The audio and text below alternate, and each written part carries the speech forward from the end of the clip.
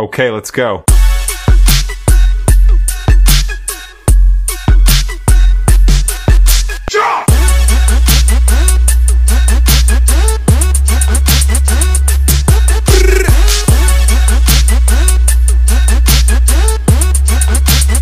Guys, at gagawa tayo ng biko for today.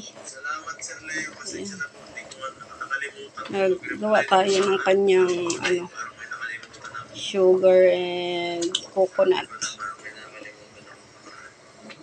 Guys, at na-miss nga namin ang biko, guys. So, ayan, nalagay ko na yung malagkit for today, natin. Pang merienda namin, guys. At ito ay pwede rin pang almusal. At ating halo-haluin. Kung may sobra pang almusal na namin. So, ayan, guys. At ang aming pagkain na naman for holiday.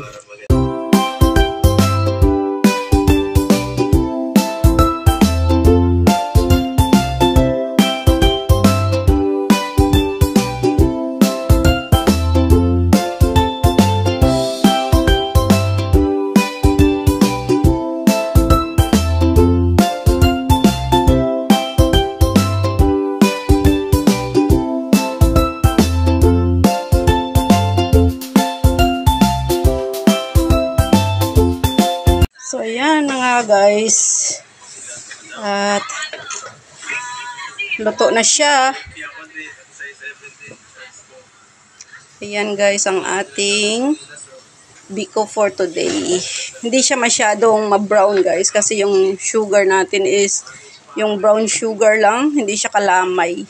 Kung kalamay gamitin, guys, ayan, ma-brown masyado ang ating biko. So, ayan, guys, ang ating biko for today. Yes.